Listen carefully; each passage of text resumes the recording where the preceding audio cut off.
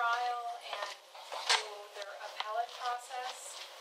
There's issues related to, the racial injustice and how that is embedded in our criminal justice system. There's issues with low funding. So even though I work at the Federal Defender's Office, we're funded through the federal system, of course, but in the state of Alabama, when an individual is about to start their state post-conviction process, in the state of Alabama, the law is Rule 32. So once a person gets to that position in their appeal process in the state of Alabama, they are not given an attorney to represent them through the state post-conviction appeal. So my office has a nonprofit organization. It's called the Alabama Post-Conviction Relief Project. It's a nonprofit, and we run that in order to have some attorneys work and experts to work on the cases that are going through the state post-conviction process. Again, they don't have a right to counsel, so there's often big firms or people that have a great heart that want to help our clients that are going through that process, but at the same time, it's a system that's set up against them. And it's a difficult system, and even though people, obviously they're attorneys, they're educated and smart folks, but it's a complicated system, and oftentimes, most of the time, quite frankly, through that appeal process, through the state post-conviction, things get messed up, which then leaves our clients in a position in federal court to not really have the issues heard in the federal system. So, that's what I do. Thank you. Sister Gilda, can you speak specifically about your work with Faith in Action Alabama and the tremendous, a few months ago, Senator Doug Jones, who was a Democrat elected in that horrible but victorious election for the Alabama Senate seat that Jeff Sessions occupied. And Doug Jones was given an award by Leah's group, Alabama. No, he gave Brian Stevenson an award. Oh yeah, I mean, yeah, He was just there. Yeah, he gave a testimony to Brian Stevens as Leah's group was giving Brian Stevenson the award. And I introduced Sister to Senator Jones because she and her group from this building called about 7,000 Alabamians to remind them to vote and to make sure they were registered to vote. And I'm utterly convinced, as all the demographers are, that it was African American women who provided that 1.5–2% margin of victory. And without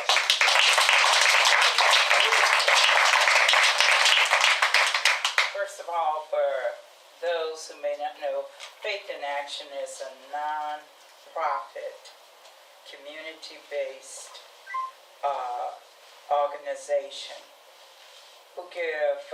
whose total task is to honor God, to build community, to dismantle systemic racism. The particular areas that Faith in Action has addressed since their founding in 2016 is that of mass incarceration, that of encouraging voters to come out and to really take on the true role that they have been called to, that is the right of every citizen. And this year we are kicking off the campaign on voters' rights restoration. Now, the particular task or area that I shot for, where I have a great deal of passion, is that of working with folks to encourage voters' registration, getting members not only from this community church, but other community churches here in Montgomery to gather and to make those necessary phone banking calls to remind folks of our duty. And I stress upon anyone that I speak with, your vote counts, because without your vote, we cannot make changes. With that, we have been able to gather folks to be faithful to the calling. And even though there were a few of us, in the end, with getting the community churches from around this area in Montgomery, we felt very good following the elections because we know that those calls made a difference. Now, I have to tell you, I was shocked by some of the calls that I did make to young voters who were not interested in the role that we play, even as African Americans. The other thing I want to state to you, when we received the voters registration list to call folks who had been inactive for 3 to 5 years in voting, we really looked at the area and concentrated on African Americans. So I really want to say to you, we felt a great deal of accomplishments with the turnout of voters at that time. We are now planning to do even more with the upcoming presidential election. And with that, it will take us to a greater group, a larger group, in terms of the Voters' Rights Restoration Act. With that, we have a group that is part of the Montgomery Hub sessions for meetings, and we're called the Poor Population. We will be going to those folks who have been incarcerated. We will be pushing to get into the jailhouses, to get into some prison, just to inform folks of their rights, and also to see how many folks we can get to register to vote if they haven't done so, and to become involved. I was one of the first persons in my home state of Louisiana. When I reached the age of 18, it was the first time that 18-year-olds were given the right to vote. And I know how important that was for me to vote and to see some changes. And I have found out since then that we take for granted that folks are aware of the importance of that one vote. Even though they may say, well, it's just one vote, I can't make a difference. But when we add all those ones together, we do make a difference.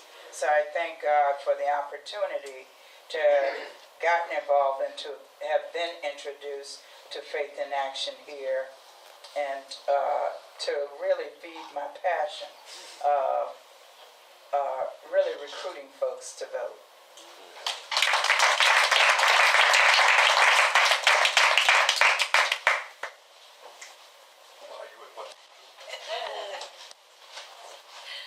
Good evening, everybody. It's good to see y'all again. My name is I rode with them on a tour bus on a quick tour that we did up Dexter Avenue over to the Civil Rights Memorial Center. So good to see everybody again. Again, I'm Nanyamka Shukura. I'm a senior supervising community advocate for our Children's Rights Practice Group at the Southern Poverty Law Center. That's within our legal department. The Southern Poverty Law Center is made up of sort of 3 programmatic areas of work. We have our intelligence project, which tracks and monitors hate groups all across the country and let us know where they are so we can stay away from them. We have our teaching tolerance department, who is founded sort of as an antithesis to our intelligence project, understanding that a lot of folks who join hate groups or groups that discriminate against folks get in there early when they're they're young, and when they're really impressionable, and when they're sort of still forming and learning. And so the Teaching Tolerance Department sends out free materials to teachers, educators across the country to try to dismantle those hateful ideas early on. And they do programs with teachers and educators, provide funding, which is really important for educators, for them to do programs to help bring diversity into the classroom, talking about racism, talking about the history and legacy of slavery through mass incarceration with young folks, to try to, let them see that the world is diverse and you are diverse within it. And then our legal department, which I work for, is made up of 6 practice groups. And our newest one is actually the voting rights team. But we have children's rights, criminal justice reform, economic justice, immigrant justice, LGBT rights, and special interests. And like I said, voting rights is our newest practice group. And so we do our work in litigation, legislation, community advocacy is where I fall, and then we also do public education through our communications department. And so those 4 elements make up our campaigns, and each of our practice group has 1 to 2 campaigns going on in 5 different states plus DC now. So we're in Alabama, Louisiana, Florida, Georgia, and Mississippi, and then we just opened an office in DC. And then we also do some direct services through our Southeast Immigrant Freedom Initiative that's tied to our Immigrant Justice Project. I know all of that because I've been at SPLC for the last 10 years. And so I'm pre-practice group, so I've worked across a lot of our issue areas, but for the last almost 5 years, I've been working in our children's rights practice group in Alabama. And our children's rights practice group focuses on dismantling the school-to-prison pipeline, achieving educational equity, and making sure that young people have access to community-based health and mental health services all throughout the state. So those are our 3 areas in which we work in. And so generally I work trying to ensure that young people receive an education and are not sort of shoveled into incarceration. And so working with students, working with districts, working with families, working with community leaders. The community advocate role is sort of a unique role. It's not a paralegal, but it's not a community organizer, it's not a social worker, but it's just a little bit of all of that. So I help find clients for our cases that we file. I help build community support, do research and studying around policy and legislative initiatives. I help work with community groups like you all, with community leaders, faith-based leaders, to do know your rights trainings for communities, to educate communities about these issues. And when I say educate communities about these issues, talk to them not as if they don't know that these issues exist, but to marry how we talk about the issues in the community to the language that we use in the advocacy world. So we talk about the school-to-prison pipeline quite often in neighborhoods where it happens. We just don't call it the school-to-prison pipeline. Oh, what happened to so-and-so? Oh, he's not in school no more. Oh, I heard he got locked up. And that's sort of the conversation of the school-to-prison pipeline, but tying it to those words so that folks are in tune from the community with the advocacy that's going on, so the advocacy is not happening above them. And the passion that I have for it, and the reason why I do it, is because a lot of the issues that we work on in the Children's Rights Practice Group, I experienced or my family experienced at some point. So I'm from St. Louis originally, which is just far up north Mississippi. And all of those issues that came out of Mississippi landed themselves in St. Louis. And when I moved to Atlanta, and started attending public school and started having interactions with school resource officers, almost got expelled, and really got to see sort of how inequality sort of happens through withholding education. And that's why I really got involved, really stayed active, and really wanted to be an advocate for young people, because you don't know how many people advocated for me coming up so that I can be here with you all today.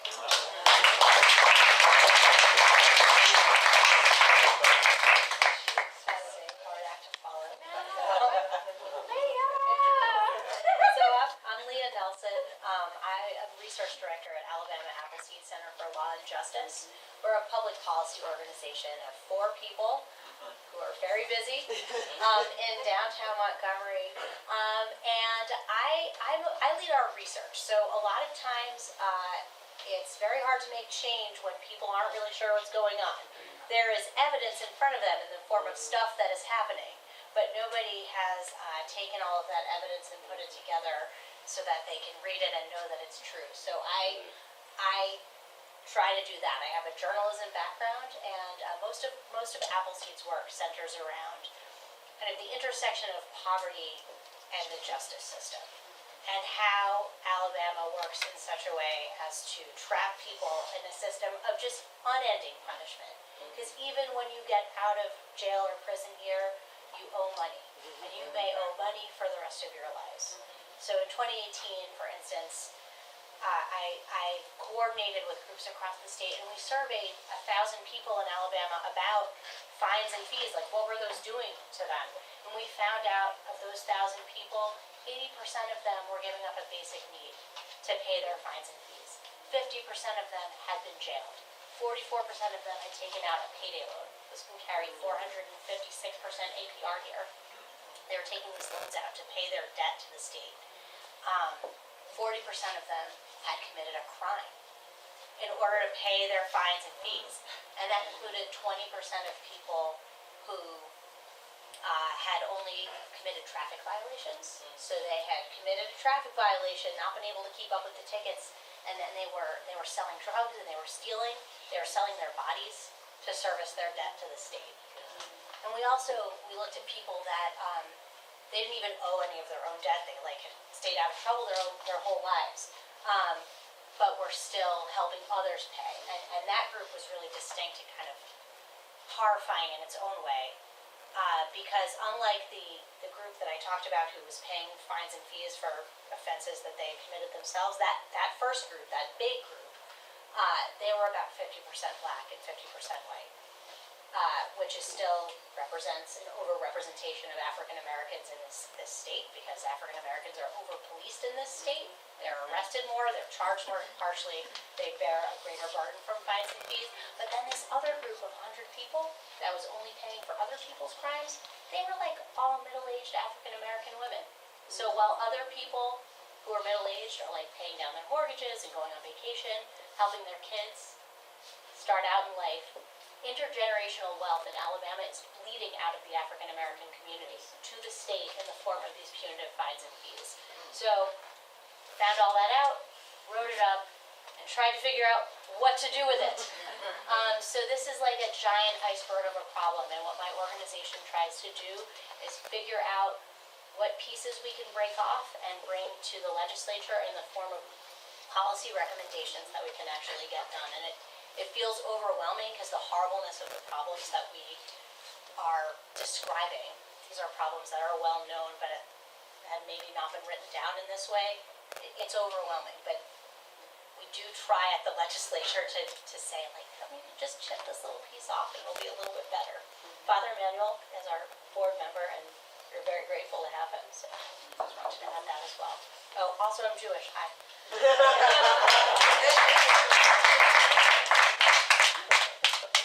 During the break, I asked Leah a question, and we had a mini freak out. Because I said, given the work that you're doing, that Nanyamka is doing, that Sister has done, that Sarah's doing, this state, if I gave you a superpower that could help make this state more just, more humane, by instantly being able to affect it, to put it in efficacy, to make it a reality, what would it be? And Leah's response was, well, you tell them what your response was. I mean, my response was I couldn't imagine what could be done, what switch could be flipped in this state. We're in the middle of legislative session right now, and that moral universe arc feels really straight right now, right? Like it is a little hard to see that whole arc situation from where I am at the State House. So I thought about what my superpower would be if I had one, and I think I probably would try to well, I wouldn't try because I'd have a superpower, right? So I would make everybody sit down with the folks that I sit down with, that I surveyed, that I interview, and I would make them sit down one-on-one and just talk and listen. Because I don't think the problem, I mean, the state's horrifically underfunded, right? We don't fund Medicaid, we don't fund education, we don't even fund the Department of Corrections. People are dying in our prisons because we want to keep them there, but not pay for them to survive, right? It's horrible, but money won't do it. We have to believe each other's truths in this state, and that is what's missing. So it's not how much we pay for where we are, it's what we say when we're there. So that's what I would change. Also, I would magically invent a lot of money and funnies. Because I have no superpowers. Same question, man. See, I think it would be love. And not in the cheesy and corny way, but really like, seriously, you know, in the last couple of years, I've been fortunate to even break down my own sort of barriers and walls that I've built up about the ability to see change, right? And, you know, you get so bogged down in the fight, and you're just fighting and fighting and fighting. You don't really see a light out of all that fighting, and you get tired. And you're just like, I'm tired. I can't fight no more. Like, you know, sick and tired of being sick and tired was the first thing that I recognized as a child, and it stuck with me, you know, throughout life, through the family little hand, because I get it from multiple angles. You're sick and tired of being sick and tired from what's happened to you, and you're sick and tired from being sick and tired from trying to fight what is happening to you, and you're just getting it from both sides. And so, in the last couple of years, through fellowship programs, through internal healing, and through the love of this church community that I came to in the last couple of years. Yes, Mama, I love y'all. And has really helped me sort of see even the things that I've gone through in a different light. And being able to take the oppression, take the barriers, take the obstacles, and reverse them as not something that brought me down, but something that built me up to know that I can get over it. And loving folks who don't necessarily love me and loving them to death, loving them till they cannot not love me back. And seeing sort of the reaction and the infectiousness of love that you see when you bring multiple people into the room around those things, I think really helps bring the change. You got people that's narcissistic that love themselves, who won't harm themselves, and you got to bring them into it. The folks that love other people and won't harm other people, you can bring them into it, and it just creates this conversation that I think helps change the world. My faith has taught me that. Being centered around that faith principle of loving thy neighbor as you love yourself and loving your maker above all things has really sort of pushed me into a different understanding of love, what that means. And my father says it all the time, it's not just regular love, it's agape love. And it's that love that is universal, it's that love that is blind truly, and that love that spreads out and goes beyond all things.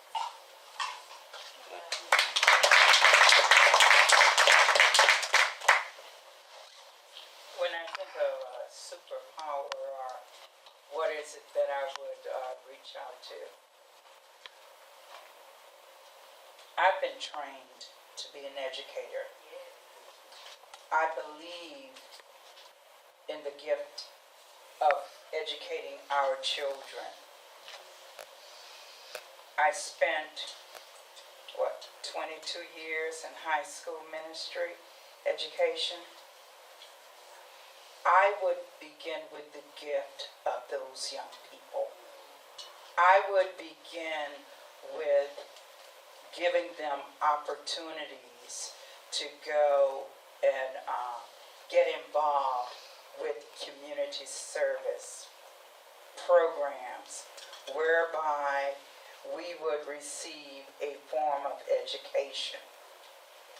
I feel that our greatest loss has been that we really haven't used fully our education and sharing that with our young people and bringing them around.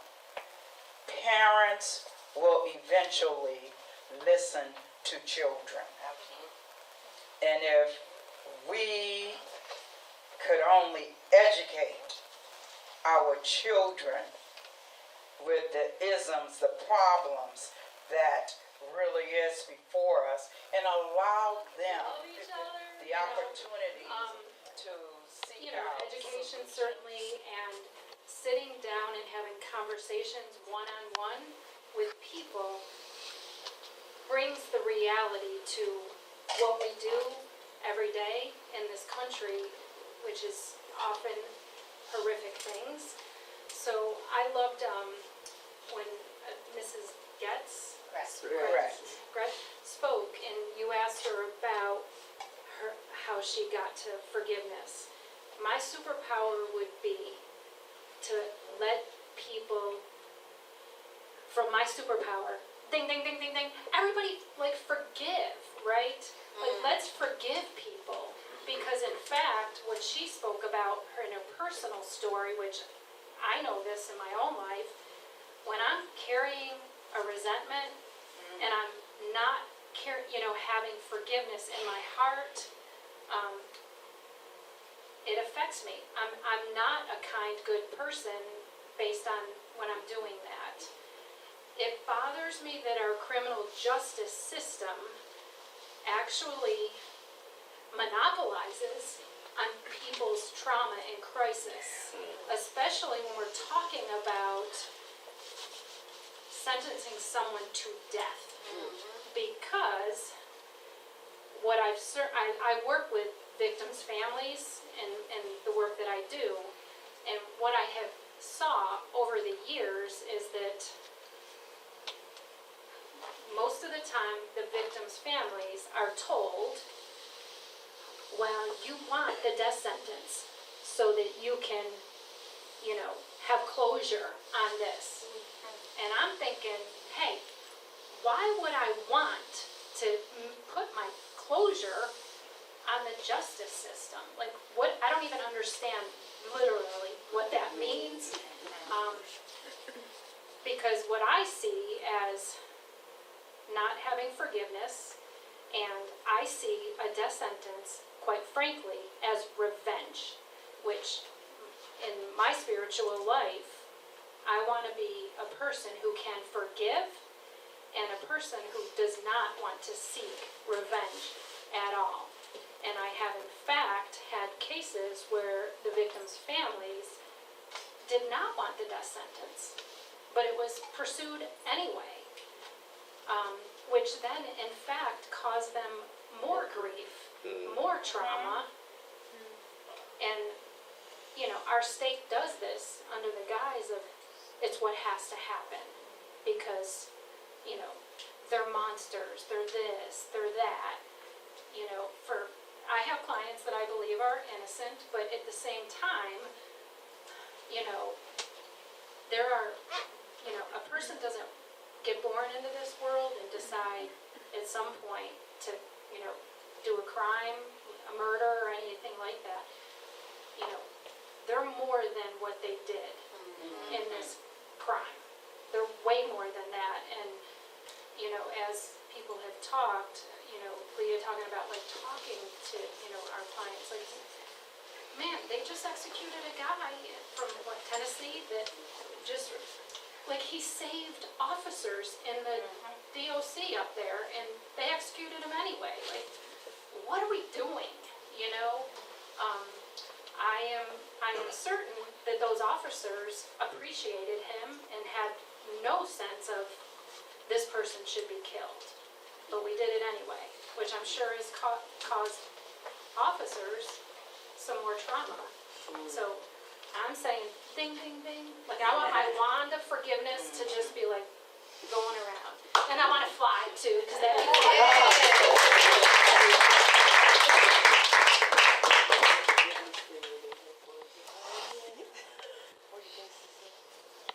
Tomorrow morning, our visitors are going to have breakfast with Brian Stevenson. Oh, yeah. And Brian says, famously, that none of us is the worst thing that we've ever done. And over the years, as we've had the privilege of working with him and his other organizations, organizations represented here, we've added sometimes, nor are we the sum total of the best things we've ever done. We are a complex and wonderful mixture of both. And it's that humanity which animates everything that our panelists did before in the 50s and 60s. And it's that same sensibility that animates what y'all are doing today. I know you want to have a debriefing time, and so I want to again thank Alicia Brooks and Georgette. And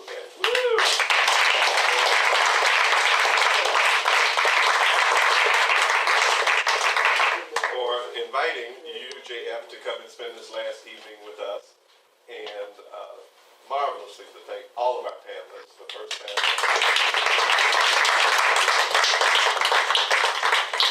And our recorders of the event.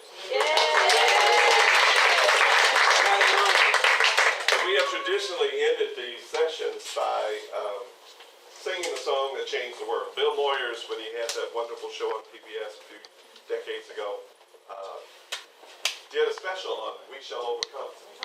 And he showed how that song, which became the anthem of the civil rights struggle, came to be sung in South Africa when they were fighting apartheid, in Kampuchea during the reign of the Khmer Rouge, in Poland when Solidarność was fighting against the Soviet system. And so we'd like to end our day, and there's enough of us and the room is big enough, by blessing each other with that song. And Michelle found this wonderful prayer for pilgrims. And we use this with all of our groups because it is so inclusive of all of us who are working to make the world more just and humane from a value system of faith. So if we can join our hands.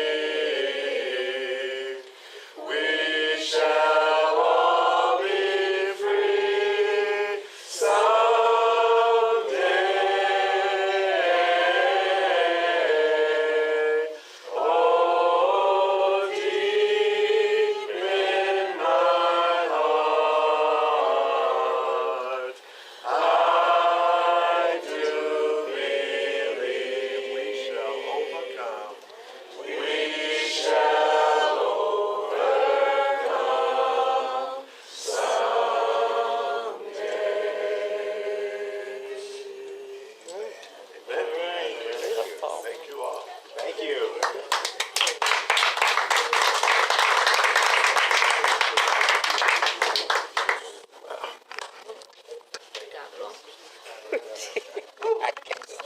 come your thumb's over the whole thing? No. You're talking about this opportunity to look at.